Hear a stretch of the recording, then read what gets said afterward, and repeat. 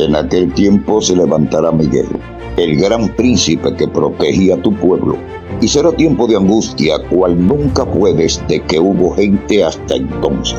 Pero en ese tiempo será librado tu pueblo, todos los que se hallen escritos en el libro.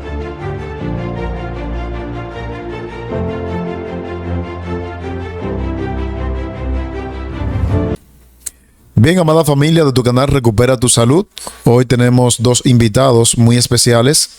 Ya ustedes lo han visto en otras ocasiones aquí en este canal Recupera tu Salud. Me refiero a nuestro hermano Jonathan y su hermano Isaac. Ellos están conectados conmigo desde México, a quienes quiero darle la bienvenida en esta noche. Bien, amados hermanos, ya estamos listos. Quiero darle la bienvenida una vez más a nuestros queridos jóvenes, a Jonathan y también a el hermano Isaac. Buenas noches, jóvenes, ¿cómo se encuentran? Hola, hola, buenas noches. Pues gracias a Dios muy bien y contentos de poder estar acá otra vez con ustedes compartiendo un poquito de lo que hemos investigado y cosas por el estilo. Pues muchas gracias.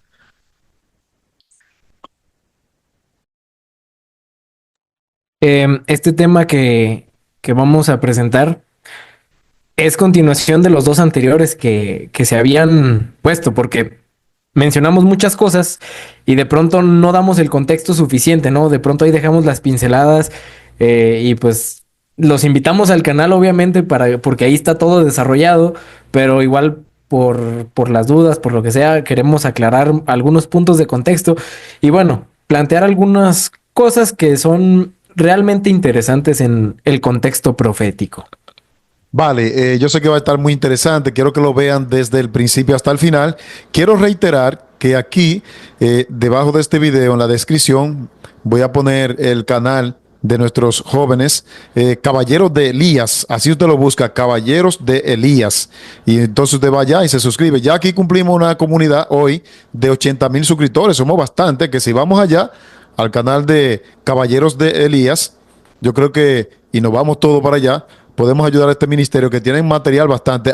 He seguido una serie que ellos tienen de Leviatán muy buena. He querido incluso tomar algunos videos, pero quiero que ustedes vayan allá y se suscriban. Bien, adelante con el tema de esta noche. Bien, muy bien.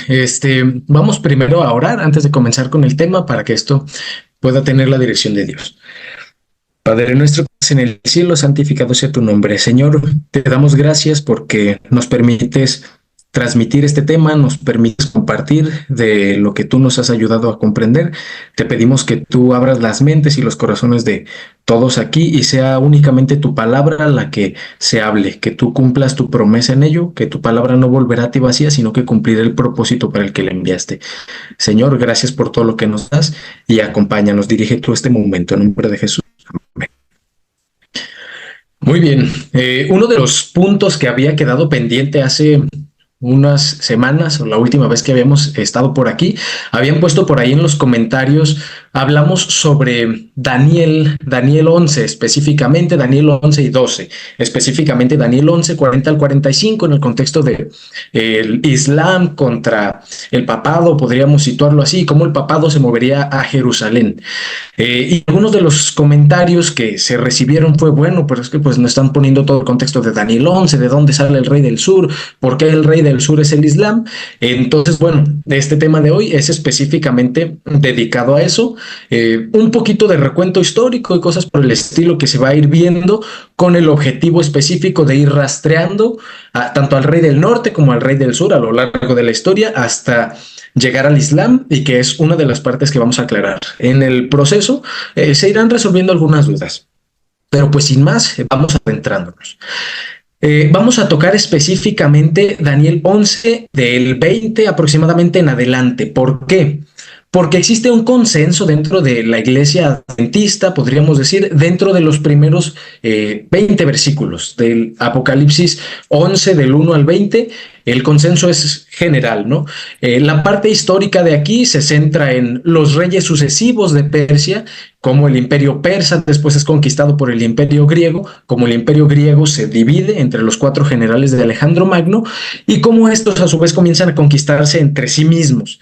Entonces, tenemos al rey del norte como Seleuco, al rey del sur como los tolemaicos, y es un ir y venir entre conquistas de ellos, cómo van absorbiendo a Casandro y a Lisímaco hasta que únicamente quedan básicamente Seleuco y Ptolomeo, y cómo estos después van siendo absorbidos por el Imperio Romano. Eso lo pueden encontrar en varias fuentes. Realmente algunos libros que recomendamos son el libro de Daniel el Profeta, me parece que es de Haskell, el de Daniel también de Urias Smith, que son pioneros, otro más reciente de Marvin Maxwell, que es el futuro, el porvenir del mundo revelado, que es también específicamente de Daniel, pero hay muchos ministerios y pastores que pueden profundizar esto bastante. Igual también en nuestro canal lo tenemos, hablamos al respecto. Como dato interesante, sí, sí. Estos versículos son los que, por ejemplo, mencionan a Cleopatra como un personaje histórico dentro de la profecía, ¿no? Entonces les decimos, no vamos a adentrarnos tal cual en estos versículos, porque en general en el adventismo está bien planteado históricamente. Nos vamos a centrar en los que son un poquito donde hay más interpretaciones variadas, y vamos a presentar una de ellas. Ok, no estamos haciendo menos estos versículos para nada. La realidad es que, como lo menciona Isaac, son muy interesantes, de verdad que tienen gran parte del contexto histórico, pero existe un consenso general. Entonces, bueno, nos adentraremos a partir del 20 en adelante. ¿Y por qué existe esta pérdida, vamos a decir aquí, de ese consenso? Bueno, porque una vez que Roma absorbe, vamos a decir, a todas las divisiones de lo que era el imperio de Alejandro, ¿no? Está claro que Roma se convierte en el rey del norte, pero el rey del sur, que antes era el imperio tolemaico, queda también absorbido ahí. Que conocemos por eso entra ahí la famosa historia de Cleopatra, ¿no? En su romance con Julio César, y después Julio César muere en el Senado, en Marco Aurelio, todo este contexto, y finalmente Octavio Augusto se levanta, conquista todo y absorbe al imperio tolemaico, lo poquito que quedaba de ellos en Egipto. Entonces es, bueno, ¿dónde quedó el rey del sur? Y algunos plantean ahí algunas diferentes ideas que más adelante lo iremos comentando un poquito, porque hasta cierto punto a veces llegan a ser un poco contradictorias. Un ejemplo es la que plantea el rey del sur como el ateísmo y Francia, específicamente en la Revolución Francesa, pero iremos tocando eso más adelante. Así que bueno, iremos analizando esto. Empezamos a partir del versículo, bueno, esto nos recuerda el asesinato de Julio César en el Senado, y comenzamos a partir de Daniel 11:20, lo que nos va a llevar el contexto de Daniel hasta llegar al 40 al 45. Y se levantará en su lugar uno que hará pasar un cobrador de tributos o de impuestos, ¿no? Por la gloria del reino, pero en pocos días será quebrantado, aunque no en ira ni en batalla. ¿Esto dónde se cumple? Bueno, la traducción aquí, la parte de cobrador de tributos, si se analiza en hebreo, que es donde Daniel lo está escribiendo, pero nos hace alusión justo a lo que hizo Octavio. Nosotros podemos ver en Mateo rápidamente, Mateo 2 aproximadamente, Mateo 1 y 2, el empadronamiento que se realiza en el contexto del nacimiento de Jesús. Entonces, esta parte de cobrador de tributos, sí, claro, una vez instaurada la Pax Romana, ellos habían llegado a un punto donde no conquistaban a las tierras y les robaban todo o las sometían, sino que había esa relativa paz, ¿no? De dominio. Tú estás para mí, yo te controlo, pero tú me das tributos, ¿no? Ese era el caso de Israel, por ejemplo, que pagaba aproximadamente el 50% de todo lo que ellos ganaban.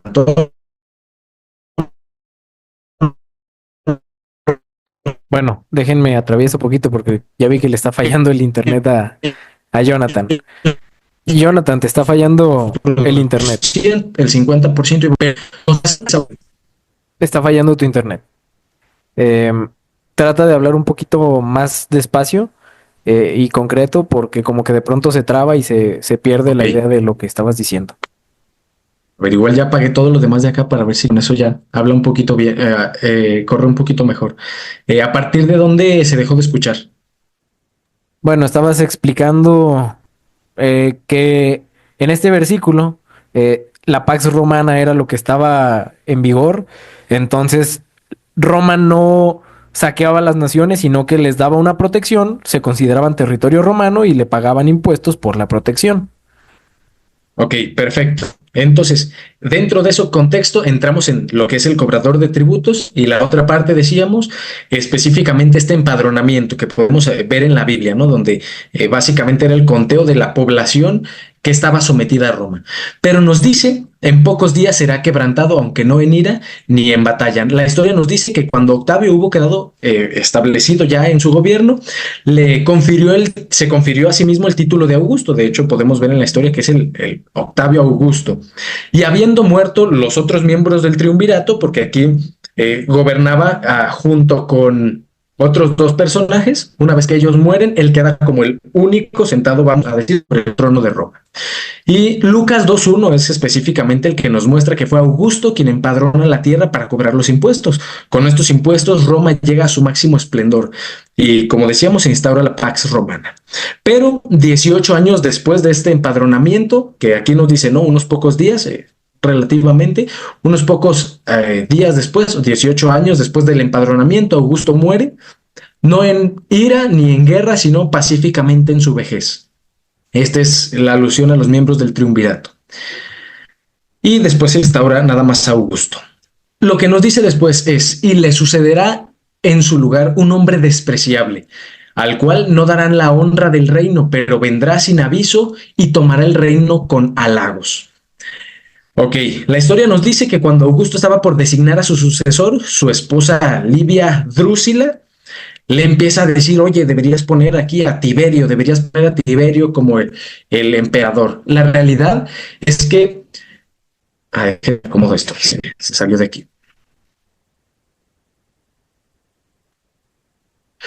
La realidad es que Tiberio no era ni siquiera el mejor hombre para gobernar, no era el más capaz, no era el mejor. Había tenido algo de historial en batalla como general, pero sinceramente no era el mejor para gobernar. Sin embargo, dado los halagos, como nos decía el versículo, que realiza la madre de Tiberio, Livia Drusila, hacia Augusto, se le da la oportunidad de un puesto dentro del Senado. Y cuando su padre muere, está el famoso discurso donde él se para del Senado y comienza a tratar de convencer al Senado, según él muy humilde, de que él no quería el puesto, de que únicamente él, pues vamos a decir, servir a la nación. Esto dejó bastante convencido al Senado de que él era el hombre perfecto y se lo dieron. Cuando quieras hacer algún comentario al respecto, Isaac, pues nada más lo haces. Bueno, lo agrego. Este hombre despreciable es interesante porque el mismo Augusto lo consideraba despreciable porque era de un carácter débil. Tiberio era de un carácter débil, dado en cierta medida al vicio, y llegó un punto en el que el mismo Tiberio, o sea, demostrando su vileza, ¿no? Al final de su reinado, cuando Tiberio murió, el mismo pueblo no lo quería, a tal punto que cuando murió el pueblo celebraba con esta frase, al Tíber con Tiberio. El Tíber es el río de Roma, ¿no? Entonces, no fue como tal un buen gobernante, lo cual cabe totalmente en esta descripción, ¿no? Un hombre despreciable, un hombre vil.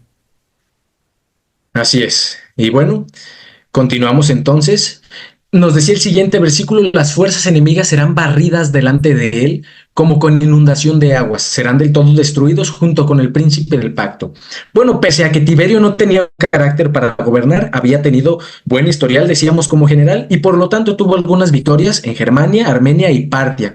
Suprimió también sublevaciones mesiánicas judías, como la de Barrabás, y en ese contexto, en el cumplimiento de las 70 semanas, el cual era el punto central, el sacrificio del príncipe del pacto. Aquí estamos hablando de Jesús.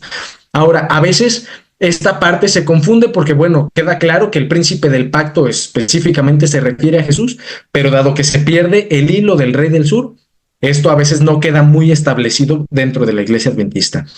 Pero muy bien, ahí es donde fue crucificado Jesús y se quiebra de las manos, es quebrantado a manos de Roma el príncipe del pacto. Aún después de eso, bueno, en el contexto nos dice, serán del todo destruidos junto con el príncipe del pacto, y esto nos remonta también o nos hace la alusión a lo que sucedería después en el año 70.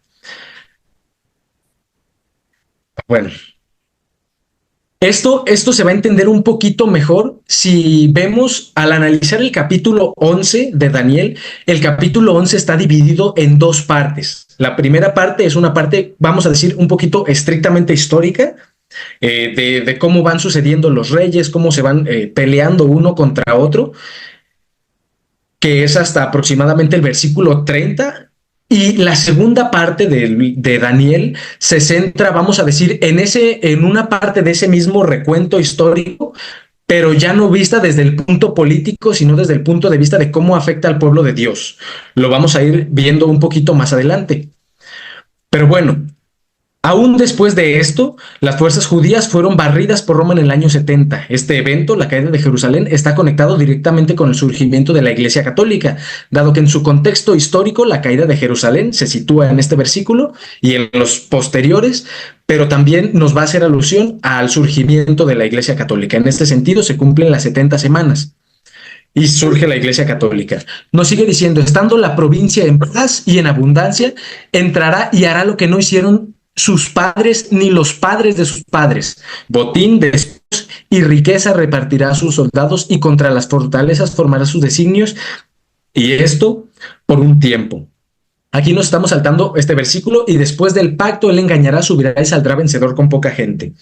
Aquí tiene un contexto histórico parcial, donde aproximadamente en el año 61, vamos a decir, Roma vence a Boudica, que era un personaje importante dentro del imperio o de lo que estaba surgiendo como el imperio de Gran Bretaña, y quedan con estos versículos porque Boudica se veía como que ya iba a controlar o a dejar de someterse a Roma, y Roma está como perdiendo esa batalla, los guía a un acantilado, supuestamente ellos perdiendo, y Boudica los va persiguiendo junto con su ejército, pero no saben que los está guiando un acantilado, y bueno, al final Boudica pierde en el año 61, después del pacto, que es aproximadamente en el 31, del 31 al 34, esa última semana, del 27 al 34. Sin embargo, el cumplimiento más puntual de no hay otro que el surgimiento del papado, pero nos lo va a situar dentro de la segunda parte, el cumplimiento que afecta al pueblo de Dios. Estando la provincia en paz y en abundancia. Sí. Para, digamos, dejarlo en cristiano, de una manera bien sencilla. En el versículo donde nos dice que el príncipe del pacto sería quebrantado, pero nos habla de que también las fuerzas serían barridas, es como la profecía de las 70 semanas, donde nos dice que el príncipe del pacto morirá, pero no por sí, y luego vendrá un príncipe que destruirá. O sea, no lo hace como en un orden que nos diga, esto va a pasar 40 años después. Nos lo hace más o menos simultáneo. Entonces, aquí Daniel está otra vez haciendo lo mismo. Está haciendo referencia a varios eventos de sublevaciones que pasaron durante el tiempo de César, pero también esa frase de barrerá con las fuerzas se puede aplicar a la caída de Jerusalén en el año 70. Cuando dice que subirá como vencedor con poca gente, está hablando del mismo rey del norte, pero dice que lo hará con engaños. Entonces hay que notar y hay que entender algo. La Iglesia Católica, porque muchos piensan que la Iglesia Católica comenzó como por allí en el Concilio de Nicea, ya en el 325, como que a veces lo vemos así. Y la realidad es que no, la Iglesia Católica en su esencia ya estaba formándose desde los mismos tiempos de los apóstoles. Entonces, después de que Cristo muere, la esencia de la Iglesia Católica ya empieza a surgir y son estas mismas personas que los apóstoles dicen, por ahí van a entrar falsos maestros, como decían, muchos anticristos ya han estado por aquí presentes. Entonces, esos pequeños, esos pocos que dice que iban a salir vencedores con engaños, pues iban a salir vencedores ya que se consolidara la Iglesia Católica como tal. Pero su obra ya empezaba después de la muerte de Cristo. Así es. Muy bien, muchas gracias. Entonces continuamos aquí. Estando la provincia en paz y en abundancia, entrará y hará lo que no hicieron sus padres ni los padres de sus padres. Botín, despojos y riquezas repartirá a sus soldados, y contra las fortalezas formará sus designios, y esto por un tiempo. Y como decíamos, este texto se va a cumplir 2 veces. La primera parte de este versículo es lo que va a hablar después del 31 al 39, donde nos plantea la abominación desoladora, primero de manera cronológica, como lo estábamos situando, y después hace el brinco hacia el 31, más o menos. Ahora, el cumplimiento de es más que claro. ¿Qué era lo que no habían hecho los padres de sus padres? Bueno, Jerusalén estaba ahí. Jerusalén era un lugar que no se había tocado. En el año 66, mientras la Pax Romana reinaba, Cestio Galo sitia Jerusalén, cumpliendo la abominación desoladora advertida por Jesús y que se había registrado en Daniel 9 y Daniel 11:31. Los judíos se libraron de esta bala y la provincia entra en prosperidad. ¿Por qué? Porque Roma se retira en ese momento, en el año 66, a pagar otra sublevación en Egipto. Entonces los judíos piensan que ya todo había estado resuelto y por 3 años y medio dejan de pagar tributos. Ese 50% que daban, ellos lo dejan de dar y entonces Israel entra en una prosperidad completa. Mientras los cristianos habían huido de ahí, los judíos se sentían completamente mejor. Sin embargo, en el año 70 vuelve Tito y conocemos la historia que está registrada en el capítulo 1 de Conflicto de los Siglos, ¿no? Barrieron con todo lo que había en Jerusalén, destruyeron el templo y todo lo que había, ¿no? Recordemos que Jesús es un paralelismo entre la destrucción de Jerusalén y el fin del mundo. Daniel 9 nos dice: con la multitud de abominaciones vendrá el desolador. El desolador en este punto era Roma. Pero en la Biblia encontramos que hay más de una abominación desoladora. La primera sucede cuando Cestio Galo sitia Jerusalén y después Tito la destruye en el año 70. Y la segunda la vamos a ver en el versículo 31, una vez que lleguemos ahí. ¿Me permites, regresas un poquito? Bueno, ¿aquí? Sí, aclarar que hay 3 abominaciones desoladoras. Y hay que entender que Daniel puso las 3 en los capítulos del 11 al 12, pero lo interesante aquí es que tienen, digamos, un cierto juego, porque Jesús conectó, recordemos, los eventos del fin del mundo con los de la destrucción de Jerusalén, etcétera. Entonces aquí se está cumpliendo una abominación desoladora, aunque no lo diga explícitamente. Y cuando Jesús cita la abominación desoladora, pues entendemos que citó Daniel 9, pero es que también citó Daniel 11. ¿Y por qué citó Daniel 11? Y lo hizo, creo que es el versículo 31. Si entendemos como adventistas que el versículo de Daniel 11:31 se cumple hasta el papado. Bueno, porque ese versículo 31 aplica tanto para esta parte como para la del 31. Y aclarar, porque esto va a ser un dato muy interesante, cuando dice formará sus designios y esto por un tiempo, es que es un lapso de tiempo profético que no me voy a meter a explicar en este momento, lo vamos a explicar ya que avancemos un poquito más en la presentación. Muy bien. Entonces continuamos con el siguiente versículo. Y es aquí donde entra el Islam dentro de la profecía, a partir del versículo 25. Y es aquí donde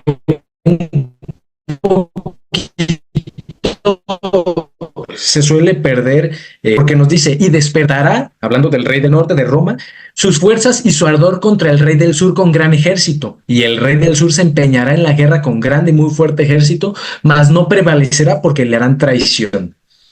Ok, pero se suponía que nos habíamos quedado sin un rey del sur. Aquí llegamos a un punto en la historia descrito brevemente. Vamos a situarnos en panorama. Más o menos 1000 años después de Cristo, Europa estaba dividida. Teníamos el Imperio Romano de Oriente y el Imperio Romano de Occidente. Sin embargo, el Imperio Romano de Occidente había caído aproximadamente en el año 476 bajo las conquistas de las tribus bárbaras, que en realidad no había caído, sino que al llegar las tribus bárbaras toman posesión del imperio. Pero ahora el emperador de Roma había pasado, vamos a decirlo así, el poder había pasado a manos del Papa. Aunque no lo había hecho oficialmente, él ya controlaba Roma. Entonces él dirige a las tribus bárbaras para que se conquisten entre ellas y finalmente él utilizarlas para instaurar su poder completo dentro del Imperio Romano de Occidente. Más al oriente estaba el Imperio Bizantino, que aún mantenía algo de la unidad del Imperio Romano antiguo, dado que Constantino se había ido ahí y había fundado Constantinopla, el Imperio de Bizancio o Romano de Oriente. Recién había habido una división o cisma entre los católicos romanos y los ortodoxos del Imperio Bizantino. En este contexto, los musulmanes se habían alzado durante 400 años y habían expandido su poderío en el sur. Por lo tanto, el rey del norte corresponde a una Roma y el del sur debe ser un gran rey representativo dentro de la historia. Por lo tanto, ahora tenemos a los musulmanes en el sur. Y esto es interesante porque no es solo decir, ok, mira, pues el otro importante era los musulmanes, sino que dentro del texto geográfico surgen al sur de donde está hablando el profeta Daniel y son los que directamente comienzan a combatir y tomar el papel que había dejado atrás el rey del sur. Y lo iremos viendo cómo van cumpliendo las piezas aquí. Ante la expansión musulmana, el rey del norte despierta sus fuerzas y su ardor contra los musulmanes con un ejército. Ahora, aquí es cuestión de meternos un poquito en historia, porque nos ayudará a entender lo que es el rey del sur cuando entendemos cómo surge el Islam. Esto no nos vamos a meter en gran detalle, pero les recomiendo el cómic El Profeta de Alberto Rivera, un ex jesuita que una vez que sale comienza a plasmar todo lo que él hacía y sabía dentro de la orden jesuita en cómics. El Profeta y evidencias históricas nos plantean que el Islam, propiamente la religión del Islam, surge gracias a la influencia de la Iglesia Católica. Y aquí es donde tenemos algunas cuestiones de que si Mahoma, la hija de Mahoma, Fátima, el primo de Mahoma incluso, y la mujer, son las que ayudan, dirigidos, vamos a decir así, bueno, por lo que sería la Iglesia Católica para darle forma a lo que ahora es el Islam. ¿Con qué propósito? Bueno, porque la idea era que el Islam conquistara Jerusalén y una vez conquistado Jerusalén se lo diera al Papa. Sin embargo, como el Islam se comienza a expandir por todo el norte de África, llega a Jerusalén y comienza a agarrar el sur de Europa, eso ya no le gusta al papado y dice, oye, pues se supone que ya conquistaste Jerusalén, ¿dónde está Jerusalén para mí? Casualmente, el papado siempre queriéndose mover a Jerusalén. Sin embargo, el Islam tenía mucho poder y no le convenía, entonces entran en conflicto. Y es aquí donde comienza el Papa Urbano II con el plan principal de poner bajo su control Tierra Santa, liberándola del control musulmán y buscando reunificarla del cristianismo ortodoxo bajo su control. Y convoca a lo que hoy conocemos como las cruzadas, las cuales eran un ejército formado en parte por católicos romanos, católicos ortodoxos e incluso falsos judíos, que es interesante el contexto. Lo vamos a dejar de ahí y que formaban parte de las cruzadas. Esto es el año 1095 aproximadamente. El rey del sur se empeña en guerra con su ejército, pero luego de un corto asedio, la ciudad de Jerusalén fue capturada el 15 de julio del 1099 y la población fue masacrada. Aquí es interesante, les recomendamos el canal porque dentro de el trabajo que hacen en las cruzadas dentro de Jerusalén entran los caballeros templarios. No lo vamos a tocar, pero es un tip para que vayan a verlo en el canal. 3 semanas después, un ejército musulmán de liberación también es derrotado y con esta victoria se sella la primera cruzada, la cual sería alabada en Occidente como un suceso memorable. Ahora, dentro de este contexto se suponía que el papado había hecho surgir al Islam y el Islam estaba supeditado al papado, pero ahora ya no le quería hacer caso, entonces es donde entra, no prevalecerá porque le harán traición. Se tramaron designios de traición después de que los cruzados penetraron la ciudad. Algunos musulmanes defensores se refugiaron en la mezquita del Domo de la Roca y se rindieron. Otro grupo de musulmanes se rindió ante Raimundo y se ofreció un pago de rescate a cambio de su vida. Únicamente estos pocos sobrevivieron. Rendida la ciudad, vino la traición. Siguió la matanza masiva de todos los musulmanes y judíos de Jerusalén, estos últimos por ser considerados como cómplices de los musulmanes. Ahora es interesante lo que nos dice la historia porque la cifra de asesinados, según algunos autores, son hasta 75,000 muertos. La barbarie, nos dice los historiadores, la barbarie de los cruzados conmocionó incluso a los cristianos y el episodio nunca sería completamente olvidado o perdonado por los musulmanes. Ahora, dentro de este contexto de la traición, también en el año 1222 aproximadamente, se crea lo que fue la llamada Cruzada de los Niños. Básicamente el Papa lo que hace es agarrar un montón de niños, meterlos a los barcos y mandarlos a una cruzada.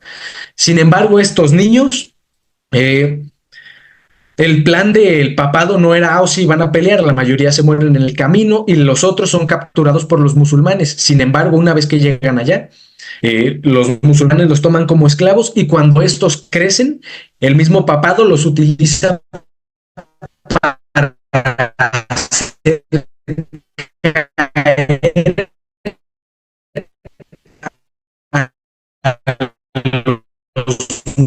musulmanes desde dentro. Eso fue lo que es. Ok, vamos a continuar entonces. Bueno, voy explicándole, las imágenes van quedando por ahí. Nos dice, aún los que coman de sus manjares le quebrantarán y su ejército será destruido y caerán muchos muertos. Bueno, esto en gran parte es lo que se da con la cruzada de los niños, pero incluso nos dice la historia que un mes después de la caída de la ciudad en manos de los cruzados, un gran ejército de aproximadamente 20,000 hombres llega para recuperar la ciudad. La gran fuerza que había enviado delante un grupo expedicionario, pero este fue capturado por los cruzados. Pues una vez que supieron dónde estaba el enemigo ubicado, se decidieron a hacer un ataque sorpresa. Ya que capturaron algunos de los espías egipcios que ellos tenían, se les forzó a decir dónde estaba el campamento. Entonces esto cumple, los que comían de con ellos también le quebrantarán y su ejército será destruido. Una vez que ellos dicen dónde está el campamento, vienen los cruzados, y entonces los comienzan a destruir. Es interesante porque esto es lo que plantea bueno.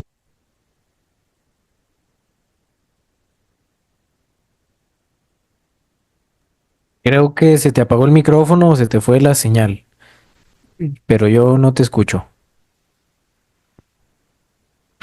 Pero bueno, pues mientras tú te recuperas, si quieres le acomodo yo. Nos dice este autor Phillips que era imposible mirar el gran número de muertos sin horrorizarse. En todas partes había restos de cuerpos humanos y el mismo suelo estaba cubierto con la sangre de muertos. Aún más terrible fue mirar a los propios vencedores goteando sangre de la cabeza a los pies. ¿Por qué es interesante esto? Bueno, porque dice que el rey del sur no iba a vencer contra el rey del norte porque le iban a hacer traición. Entonces, por eso es que los musulmanes perdieron Jerusalén en las cruzadas, porque aunque se rindieron, no respetaron los católicos o los cruzados esta rendición y los masacraron tanto a los musulmanes como a los judíos.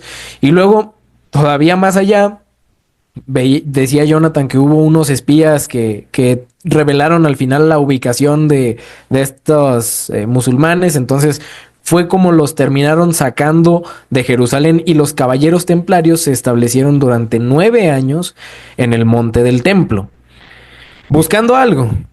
¿Qué estaban buscando? Pues eso ya es tema para nuestras conferencias.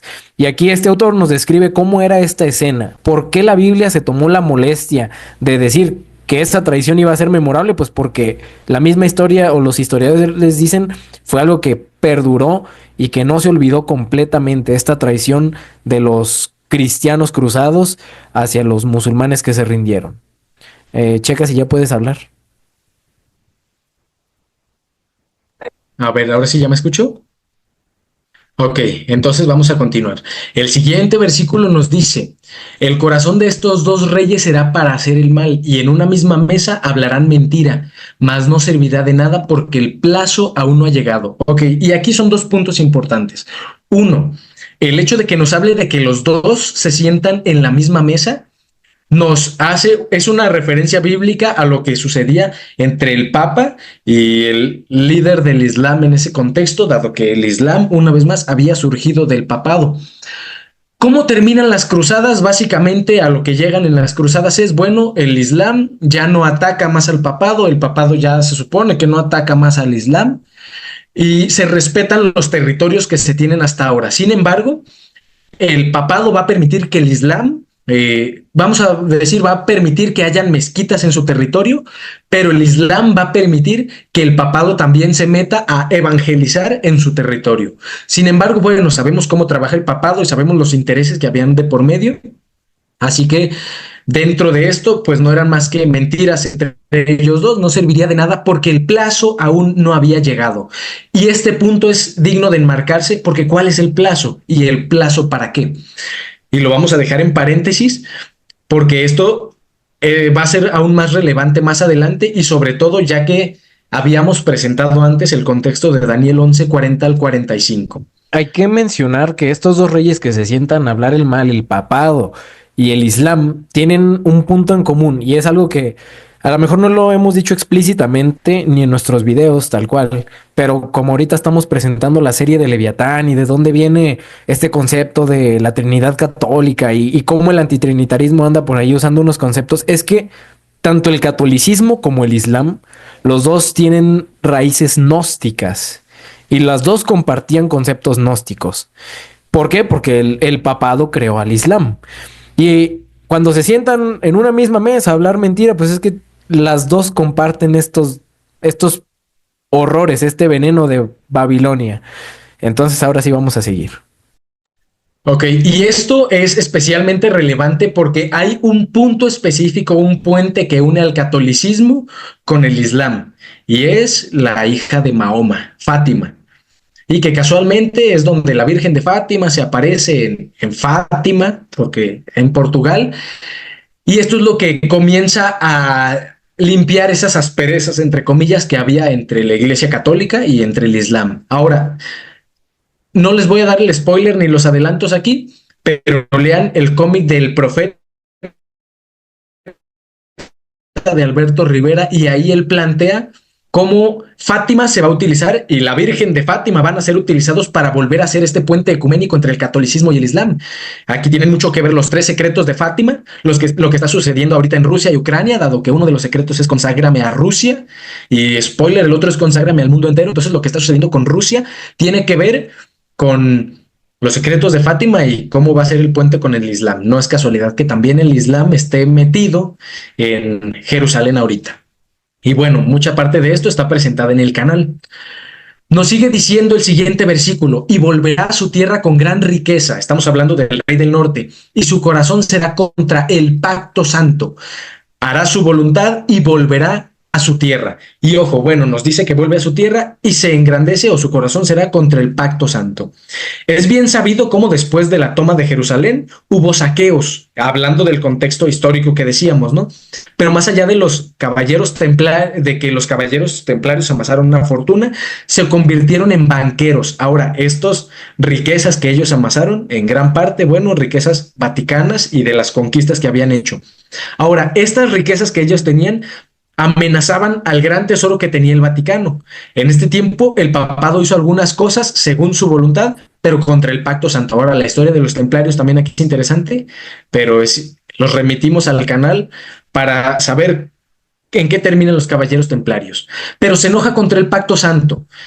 ¿En qué sentido? Bueno, tenemos a los concilios de Letrán, donde el segundo concilio de Letrán, convocado por el Papa Inocencio II en el 1139, instituye el celibato obligatorio para los sacerdotes católicos, lo cual es antibíblico. Bueno, el simple hecho de que vamos a decir, se impulse más el sacerdocio católico, ya está siendo antibíblico, pero comienzan con estas características. Luego el tercer concilio de Letrán, convocado por el Papa Alejandro III en el 1179, para condenar a los albingenses, valdenses y de nuevo la simonía. Dictó muchas disposiciones para la reforma moral entre los miembros de la Iglesia.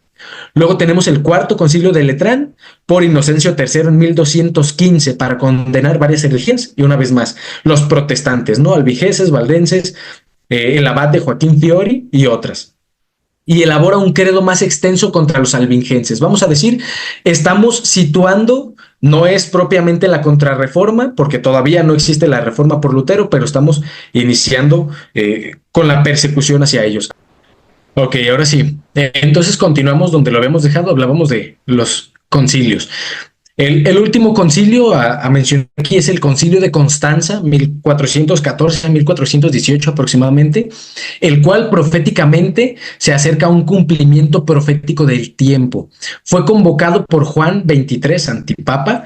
Condenó en este concilio las afirmaciones de Juan Hus, de Wycliffe, entre otros, y también se ocupó de las divisiones de la Iglesia provocadas por el cisma de Occidente. Realmente en este periodo hay muchas actualizaciones que se hacen dentro de la Iglesia Católica, que si los sirios, que si una cosa, que si la otra, pero que todos nos apuntan a cómo va cada vez más contra el pacto. El 29 nos dice: al tiempo señalado volverá al sur, mas no será la postrera venida como la primera.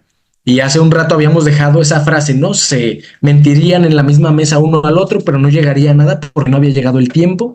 Pues aquí nos plantea: al tiempo señalado vuelve al sur. La frase al tiempo señalado cumple esta profecía. Cuando llegó este tiempo, el rey del norte volvió al sur, pues siglos atrás los musulmanes retomaron Jerusalén y los musulmanes habían evolucionado al Imperio Otomano. En este periodo hay varias batallas importantes, pero hay un evento en particular que es el que vamos a mencionar y que es el que se suele perder dentro de la iglesia. El Papa Pío V tenía entre sus objetivos combatir el protestantismo y el islam a la vez. Había participado en la victoria de los católicos franceses sobre los hugonotes en Montour en 1569. Y ahora Chipre, la isla de Chipre, que aquí en este contexto es lo que nos va a mencionar como Kitim, naves de Kitim, lo vamos a ver en varios momentos, en manos venecianas, era el último de los estados cruzados que permanecía bajo manos latinas, y el sultán Selim II, que era rey de Jerusalén en ese momento, lo reclama bajo su jurisdicción. Chipre es nuestro. En este contexto se crea lo que se llama la Liga Santa. Se anuncia el 25 de mayo de 1571. El 20 de mayo había sido rubricado, bueno, aquí es Chipre, y se crea la Liga Santa. El 20 de mayo había sido rubricado en presencia del Papa Pío V, quien fue el instigador de la creación de esto. Resalta la participación de los reinos de España, Venecia, Génova, estados pontificios, y la Orden de los Caballeros de Malta, que también es una derivación de los templarios y primos de los jesuitas. El objetivo primordial de la Liga Santa era retomar Chipre y conquistar la Tierra Santa otra vez. Felipe II deseaba ser el rey de Jerusalén y la conquista cristiana de Chipre. Esta Liga Santa tenía un enorme ejército por la unión que teníamos en este contexto. Ahora, lo interesante es que mientras estas batallas que se llevaron a cabo en este contexto tomaban lugar, se aludía a que esto estaba cumpliendo la profecía de Daniel 11:30. Por todo lo que estaba sucediendo aquí. Y lo vamos a ver por qué. Nos dice, porque vendrán contra él naves de Kitim, Chipre, y él se contristará y volverá y se enojará contra el pacto santo, y hará según su voluntad, pues volverá y se entenderá contra los que abandonen, o se entenderá más bien con los que abandonen el santo pacto. Y volvemos entonces al contexto histórico. El 7 de octubre de 1571 sucedió la mayor batalla naval, la llamada batalla de Lepanto, entre los otomanos musulmanes y los partidarios y la Liga Santa Católica. Pero este avance del Rey del Norte no fue como la primera vez, porque nos decía su segunda venida no será, o su última venida no sería como la primera. Esta vez vinieron naves otomanas de Chipre. Los otomanos sufrieron varias pérdidas y una derrota de la que después se pudieron recuperar, pero la Liga Santa había frenado la expansión otomana, aunque no cumplió ninguno de sus objetivos, ni conquistó completamente Chipre, ni conquista Jerusalén.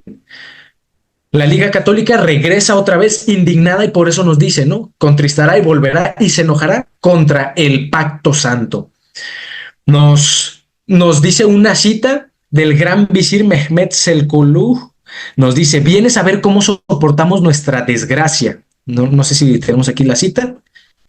No, sí, aquí está. Vienes a ver cómo soportamos nuestra desgracia, pero quiero que sepas la diferencia entre tu pérdida y la nuestra. Cuando os arrebatamos Chipre, os privamos de un brazo. Al derrotar a nuestra flota, solo nos has afeitado la barba. Un brazo cortado no puede crecer de nuevo, pero una barba esquilada crecerá mejor para la navaja. Esta frase nos plantea bastante bien la frustración de lo que fue la Liga Santa al no cumplir ninguno de los objetivos y realmente no hacer gran daño a los musulmanes. El rey del norte vuelve indignado y 11 meses después, la noche del 23 al 24 de agosto de 1572 en París, se enoja contra el pacto santo. Y esto está registrado en el conflicto de los siglos para que profundicen un poquito más en este punto, pero es la conocida masacre de San Bartolomé. Esta matanza de miles de protestantes hugonotes se extendió durante meses por toda Francia, instigando a aquellos que habían abandonado el pacto santo, lo que culminó en el asesinato de más de 70,000 protestantes hugonotes. Y hay registros que dicen que fueron todavía muchísimos más, desde 80,000 a cientos de miles. Nos dice el versículo 31, y se levantarán de su parte tropas que profanarán el santuario y la fortaleza y quitarán el continuo sacrificio, que bueno, sabemos la palabra sacrificio añadida, y pondrán la abominación desoladora. Aquí vuelve a situar la abominación desoladora y nos conecta directo con el versículo 24. En el versículo 24 habíamos dicho, esto tiene un doble cumplimiento, uno histórico en este contexto y el otro en el salto hacia este punto. Esto sucedió en la caída de Jerusalén y aquí.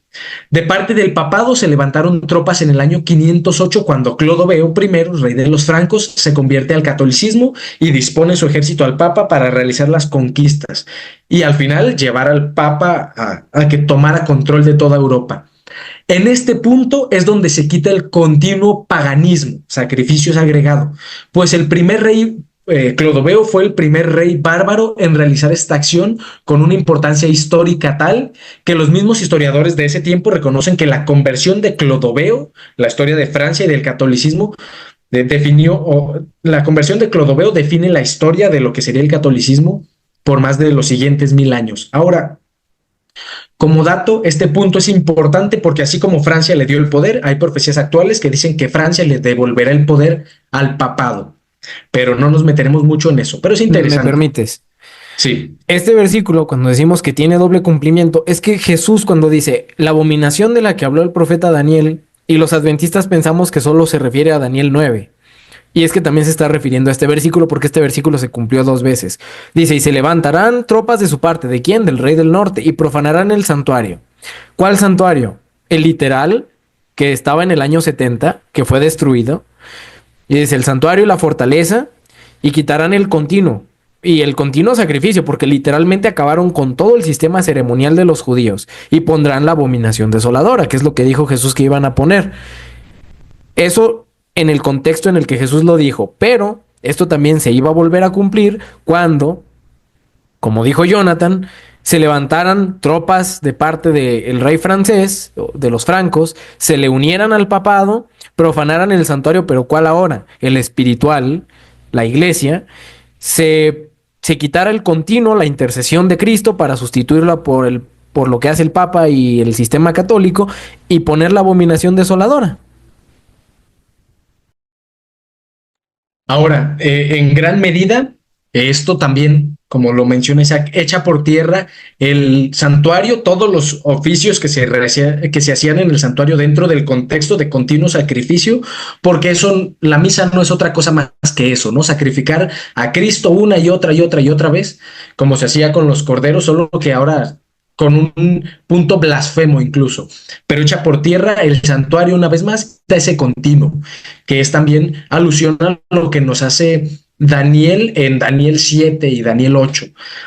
Entonces, solo 30 años después llegaría esa abominación desoladora, después de que Clodoveo se levantara en el 508, y en el 538 es la fecha donde podríamos decir formalmente el surgimiento del papado, ya que había tumbado esos 3 cuernos que se planteaban en Daniel 7. Y el tercer cumplimiento de la abominación desoladora lo plantea Daniel en Daniel 12 y bueno, se tocará más adelante, ¿no? El siguiente versículo nos dice: con lisonjas seducirá a los violadores del pacto, mas el pueblo que conoce a su Dios se esforzará y actuará. Aquí la Biblia describe que este sistema perverso seduciría a los violadores del pacto, un sistema de salvación por obras que es más adecuado a lo que el humano le gusta, a lo que el humano quiere, ¿no? Un cáliz lleno de abominaciones que seduce a reyes, naciones y a los famosísimos mercaderes de la tierra. Mas el pueblo que conoce a su Dios se esforzaría por permanecer en la verdad y actuaría, o sea, buscaría llevar de nuevo esa luz al mundo que estaba en tinieblas espirituales. Ahora, estamos viendo aquí cómo de ser estrictamente histórico se hizo el cambio a un enfoque dentro del pueblo de Dios.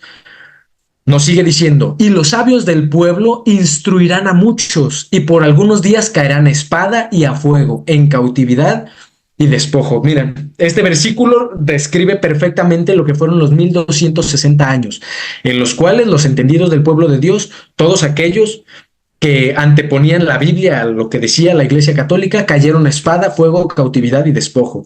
La Biblia lo habla de muchas maneras, pero la Inquisición, todas las persecuciones están englobadas dentro de este versículo, ¿no?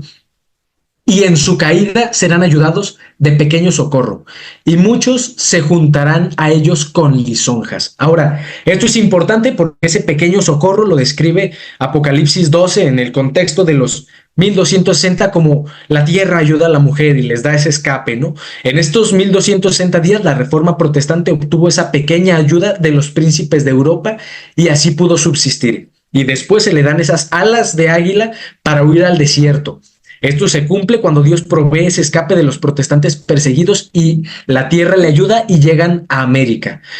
Pero con el tiempo se juntan a ellos con muchas lisonjas. Así introdujeron las sociedades secretas y después la Iglesia Católica iría entrando poquito a poquito en esa América que estaría surgiendo. Paréntesis, lo hemos mencionado bastante en el canal, por eso es importante que vayan a verlo ahí en el canal, pero las sociedades secretas también fueron parte importante del surgimiento de América, la masonería específicamente, al punto de que realmente muchos de los que fomentaron esa migración de personas de Europa a América, específicamente eran jesuitas buscando aumentar la población católica. Pero Te interrumpo aquí. sí, Estados Unidos, Elena de White es muy clara cuando lo dice, surgió por la providencia divina. Y aunque los padres fundadores eran masones, y la mayoría, prácticamente todos los padres fundadores eran masones, también eran cristianos. Y la situación con el protestantismo y la masonería es que aunque no deberían llevarse, en este caso estamos hablando de cristianos que eran dirigidos por Dios y estaban en un error al estar involucrados en la masonería, pero era algo que ellos no habían entendido del todo. Entonces, dentro de lo que ellos podían y sabían, estaban haciendo lo que Dios les mandaba. así es. La realidad de este versículo, muchos se juntarán a ellos con lisonjas, se cumple. Es muy parecido a lo que sucede cuando el pueblo sale de Egipto y se pegan muchos de los egipcios que al final hicieron caer en varios puntos al pueblo, ¿no? Un ejemplo particular, para no ahondar mucho, es la famosa Casa Blanca o White House, que generalmente se atribuye el White House a su color blanco y dicen, pues es Casa Blanca porque es blanca. Y la realidad es muy diferente. En contexto, la Casa Blanca, vamos a decir, es el centro político de los Estados Unidos, pero esta fue donada por el sacerdote jesuita Andrew White, quien fue uno de estos que estuvo fomentando esa migración de católicos a América. Y él dona su casa a los padres fundadores como para decir, aquí está nuestro apoyo para que surja América. Entonces es Casa Blanca, White House, por Andrew White, y no porque sea blanca. Sin embargo, vemos cómo esa influencia jesuita, esas que se habían unido a ellos con lisonjas, ya estaban ahí tramando lo que Dios estaba levantando a su vez. Nos sigue diciendo, también algunos de los sabios caerán para ser depurados y limpiados y emblanquecidos hasta el tiempo determinado, porque aún para esto hay plazo. En este tiempo, muchos sabios que enseñaban al pueblo cayeron para ser depurados y limpiados. Tenemos a Juan Hus, uno de los ejemplos, protestantes que enseñaban al pueblo y cayeron, pero la Biblia nos decía que había un plazo establecido y esto eran 1260 años y al final de este plazo, la bestia, el rey del norte, sería herido. Entonces, nos sigue diciendo el versículo 36. Y él hará su voluntad y se ensoberbecerá y engrandecerá sobre todo Dios. Y contra el Dios de los dioses hablará maravillas y prosperará hasta que sea consumada la ira, porque lo determinado se cumplirá. En el rey del norte se ensoberbecería y se engrandecería sobre todo Dios. El Papa se ha exaltado como el vicario de Cristo en la tierra. Podemos ver que realmente la Iglesia Católica tiene presencia en la mayor parte del mundo y se ha impuesto el Papa por encima incluso de los dioses paganos. Ejemplo de esto es América, ¿no? Donde se cambió el paganismo por un paganismo cristianizado. Realmente el protestantismo que había surgido fue evolucionando, ¿no? Pero ahí el Papa sigue estando arriba con su falso sistema, habla maravillas, blasfemias y ha prosperado y prosperará en nuestro tiempo incluso más, lo volveremos a ver levantarse una vez más hasta que sea consumada esa ira y se cumpla el plazo que Dios había determinado. Y dice, del Dios de sus padres no hará caso, ni del amor de las mujeres, ni respetará a Dios alguno, porque sobre todo se engrandecerá. La Iglesia romana hizo caer al Dios de sus padres, es decir, no siguió ni a ninguno de los dioses paganos, ni siquiera al Dios verdadero a cabalidad, ¿no? Sino que fue una mezcla de todo, un sincretismo. En el siglo X, la Iglesia Católica dejó de hacer caso del amor de las mujeres, pues instituyó el celibato para norma de sacerdotes, cosa que la Biblia tampoco aprueba.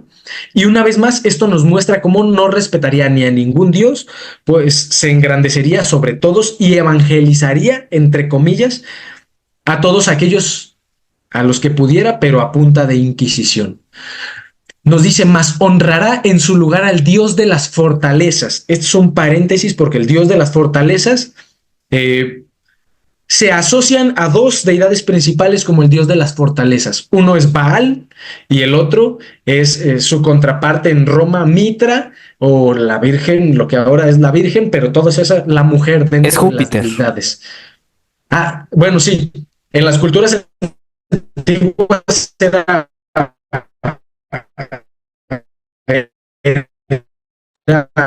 Bueno, ya se le trabó a Jonathan otra vez el internet. Bueno, con mano es Júpiter, sí es cierto. se te Y trabó el sus internet. padres, ¿otra vez? ¿No? Sí. Ok, ahora sí ya me escucho. Ok, sí, decía, es correcto. En el contexto romano, el dios de las fortalezas es Júpiter y su contraparte, mujer de la guerra, etcétera, protección, Mitra.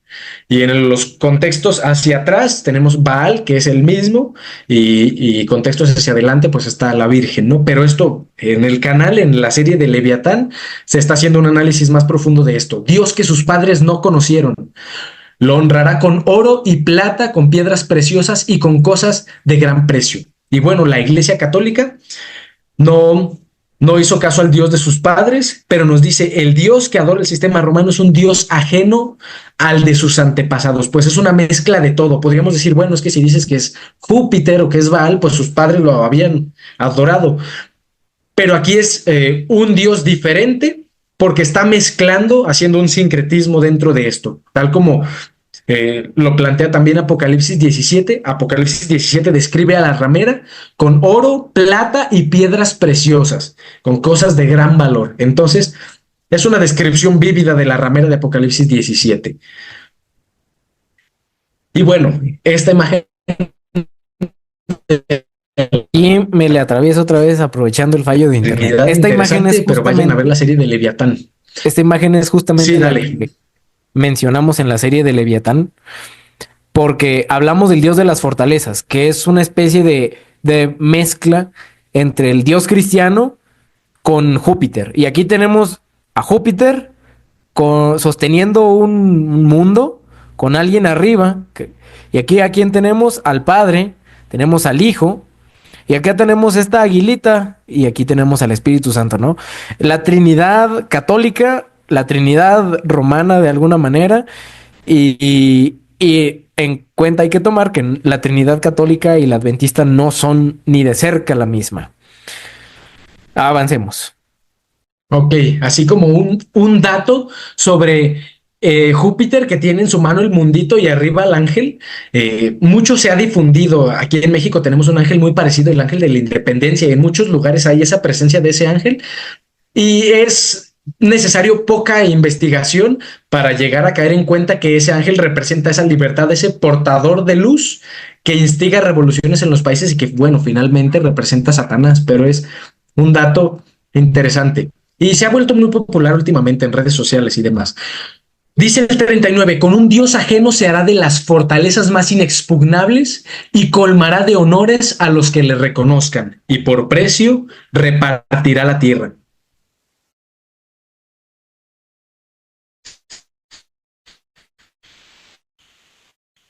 Con este Dios ajeno, que en realidad que es la llamada Basílica de San Pedro, al menos por dar un ejemplo, en un país propio, el Vaticano, controlando los reinos de Europa.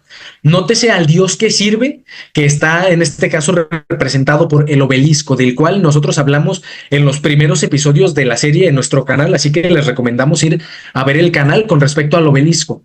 Además, la Biblia nos dice que a quienes se sometían al poder del papado eran recompensados, como esto nos decía el versículo 24 también. El rey del norte repartía despojos y riquezas de sus conquistas a sus soldados. El problema es que ahora hablamos de una conquista, bueno, sí, en cuanto a gobiernos del mundo, pero espiritual también y demás. Pues los tratos con los mercaderes de la tierra que plantea Apocalipsis 18 es interesante. También es interesante notar que la tierra la repartía al mejor postor económico. Se dice que el mismo Papa, a cambio de beneficios, repartió los territorios de América en los países que conquistaron. Bueno, esto más que se dice es un hecho. Fue el papado el que se sentó con los reyes católicos de España y con los imperios y dijeron, ¿saben qué? Tuvieron presencia en México hacia el sur e Inglaterra tuvo presencia hacia el norte. Por eso vemos que casi todo América de México hacia abajo hablan español. Pero esto fue porque la Iglesia Católica repartió América. Estas relaciones las vemos con las naciones, líderes mundiales, sociedades secretas, etcétera. Ahora, hasta aquí llega el análisis de Daniel 11 del 20 al 40. El 40 al 45 lo habíamos... Si quieres yo lo tomo desde aquí porque estás batallando más mucho. Adelante. Si quieres yo con el lo internet tomo desde aquí todo. porque estás batallando mucho con tu internet. Ya Se está. está trabando muchísimo. Entonces lo voy a tomar desde aquí. Ahí como se pudo, hablamos ya del contexto de Daniel 11, del 20 al 39. Ya hablamos del 40 al 45, donde vimos que en el tiempo del fin, el Islam, el rey del sur, contendería con el rey del norte, que ahora involucra también a Estados Unidos. Esto fue el 11 de septiembre. Y Estados Unidos se levantó contra él como una tempestad, con carros, gente de a caballo, naves, entró por las tierras, inundó, pasó, entró a la tierra, entrará en la tierra gloriosa. Estados Unidos entrará en Israel. Ya estamos viendo por ahí eso cumplirse. Y muchas provincias caerán, mas estas escaparían de su mano. Edom, Moab y la mayoría de los hijos de Amón, que es el país de Jordania, ese no le va a pasar nada. Y luego el rey del norte extenderá su mano contra las tierras y no escapará el país de Egipto. Esto es la primavera árabe de 2010 a 2012. Se apoderará de los tesoros de oro, plata, las cosas preciosas de Egipto. Y Libia y Etiopía les iban a ir igual. La Etiopía que dice aquí es la Yemen actual. Y le seguirán... todos estos países les iba a ir igual, es lo que decíamos, la primavera árabe.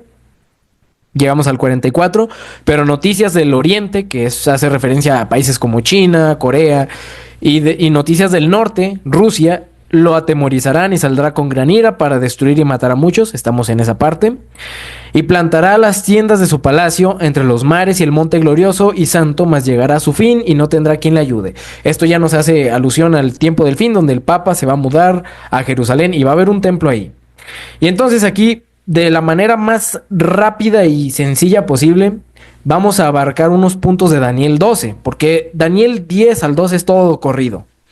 Y habíamos dejado unos tiempos ahí de Daniel 11. Ay, cuando pase el plazo y esto será por un tiempo, vamos a ver de qué hablaban. Bueno, Daniel 12 dice que un varón de lino estaba sobre las orillas del río y le preguntó, ¿cuándo será el fin de estas maravillas?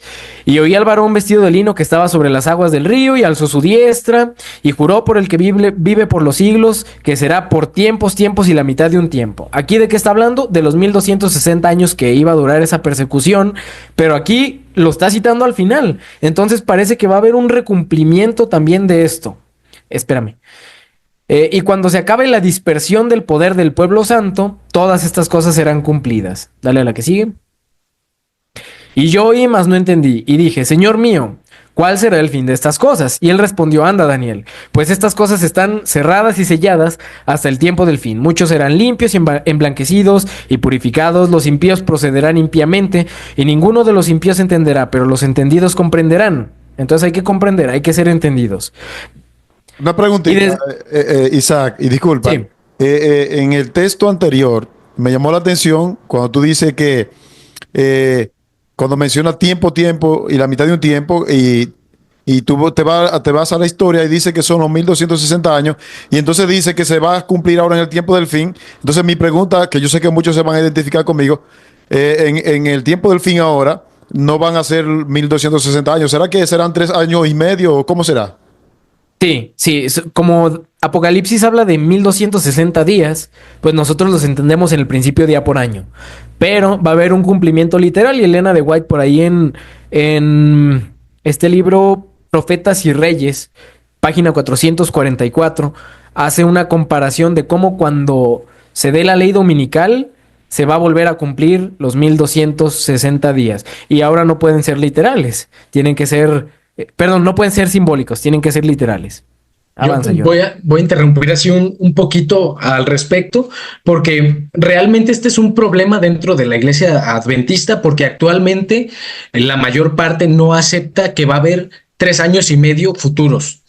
Como experiencia, yo estuve un tiempo estudiando en Montemorelos, que es la mejor universidad adventista aquí en México, Y llegué a tener así varias pláticas sobre esto de debates de, es que Apocalipsis, estrictamente cronológico, Apocalipsis 13 nos plantea 3 años y medio literales. Entonces, sin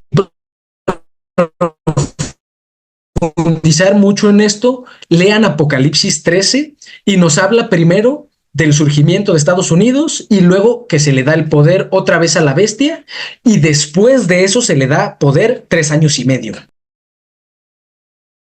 Bueno, vamos a seguir porque el tiempo se nos está acabando. Avanza. No, no tanto. No tanto. Ahí.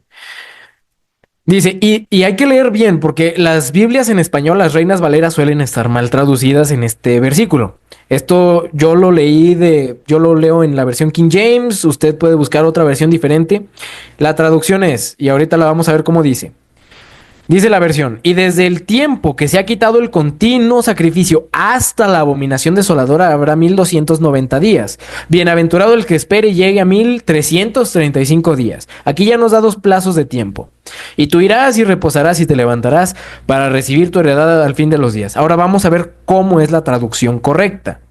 La traducción correcta es desde el tiempo en que se ha quitado el continuo, no es hasta, es para poner la abominación desoladora habrá 1290 días. Porque muchos como que hacen un lapso de, se quita el continuo y luego pasan tanto tiempo y llega la abominación. No, se quita uno para poner el otro.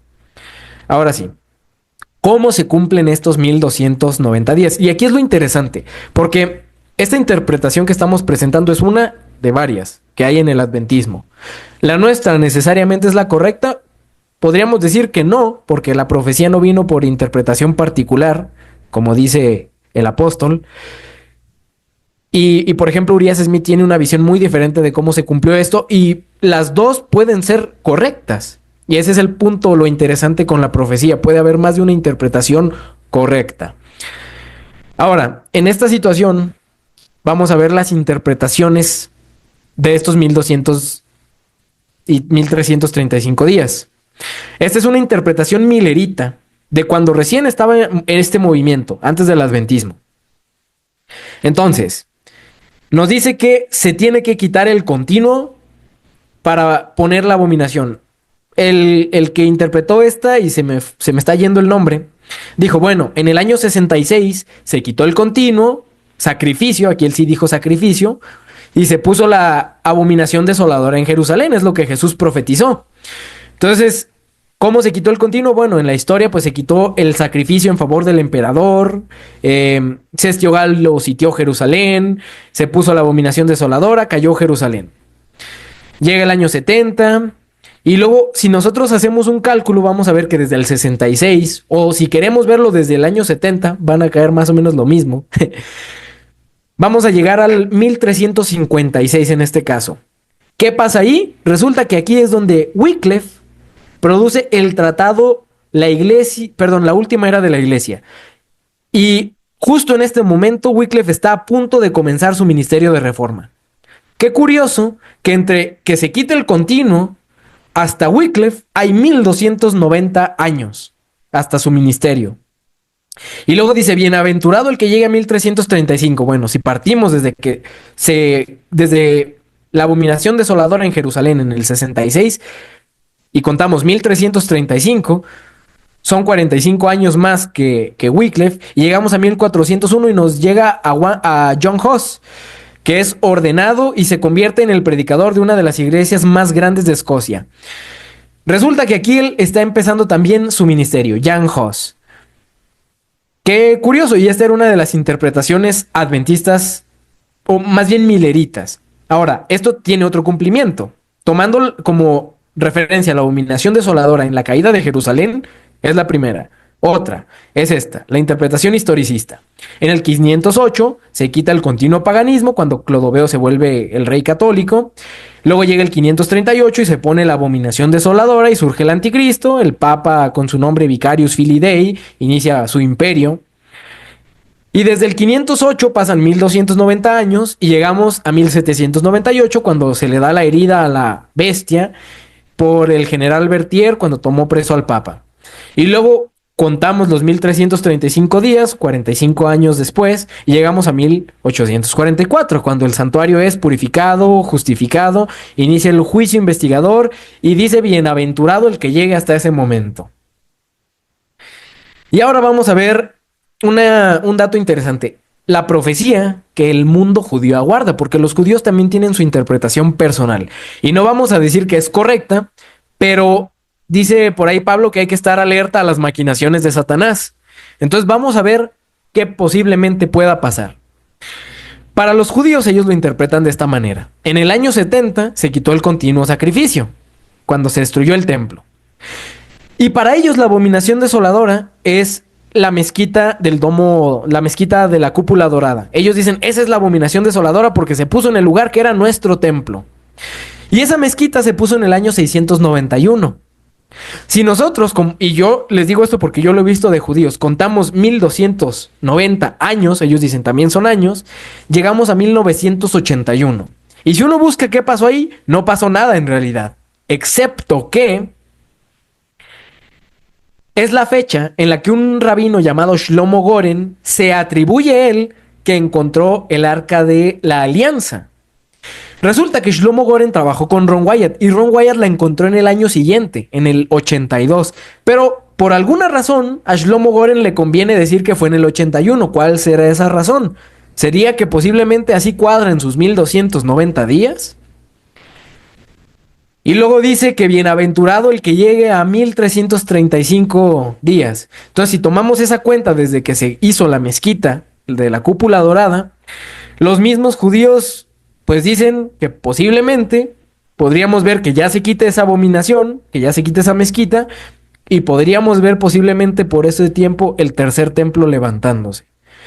¿Y eso para cuándo es? O sea, según los cálculos, según las ideas judías, podría ser aproximadamente para 2026.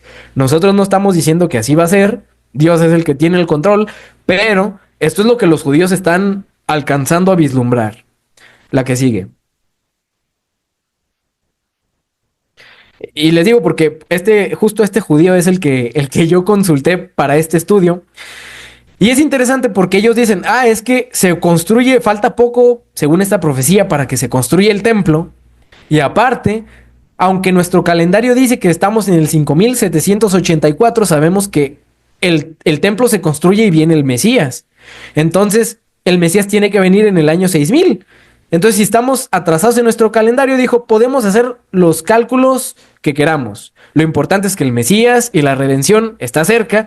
Y podría ser que el calendario judío esté errado, pero una vez que llegue el Mesías sabremos que ya se cumplieron los 6000 años. Aquí estoy citando, parafraseando lo que dijo este judío. Entonces, ellos aceptan que su calendario puede estar mal, pero en cuanto vean que el templo se haga, dicen, ya llegamos a las fechas estipuladas y aparece el Mesías, ya sabemos que se cumplió el tiempo. Dale a la que sigue. Y hay que saber que la historia se repite, y es que la abominación desoladora va a volver a suceder. ¿Cómo se va a volver a cumplir? Bueno, ahora van a ser en días literales, igual que los 1260. ¿Cómo se va a cumplir? Bueno, si la abominación desoladora que profetizó Jesús fue Roma en Jerusalén, pues otra vez va a ser Roma en Jerusalén, cuando el Papa se mude a Jerusalén. Esa va a ser la abominación desoladora. Y ahí comenzarán los 1290 días literales. Y bueno, pues bienaventurado el que llegue a los 1335 días. En realidad nosotros no, o sea, estamos alcanzando a vislumbrar eso, pero no tenemos todavía toda la luz al respecto. Eso ya será asunto de cómo Dios lo vaya dando. Y vamos a terminar aquí porque en realidad ya es tiempo. En otra ocasión podríamos hablar de otros asuntos. Bien, Jonathan y Isaac, me llamó la atención una partecita ahí donde según este judío, en su calendario, me gustaría que devuelva la diapositiva. Ahí él sitúa su calendario en la fecha actual en el 5784. Me llama la atención porque los judíos se dividieron en dos grupos. Están los judíos tradicionales y los caraítas. Los judíos conservadores se inclinan más a creer el calendario caraíta. Y para el calendario caraíta me parece que estamos en el 5000, como en el 5000. 994 por ahí. Exactamente. Entonces, hay una discordancia, por así decirlo, entre este dato de este judío y el calendario caraíta. Lo que sí sabemos, como dice Jonathan y como dice Isaac, es que está cerca el asunto. No sabemos, no podemos decir una fecha exacta, pero sabemos que está cerca. Elena de White, bien, le decía que concerniente a lo que explicaba Jonathan y su hermano Isaac, Elena de White tiene varias citas donde ella menciona que a Satanás se le dieron 6000 años para que él, en palabra mía, haga y deshaga. Y estamos muy cerca según el calendario caraíta. Gracias, Jonathan, gracias, Isaac, por estar con nosotros en esta oportunidad, esperando que este tema sea de mucho provecho espiritual para cada uno de ustedes. Que Dios se le bendiga.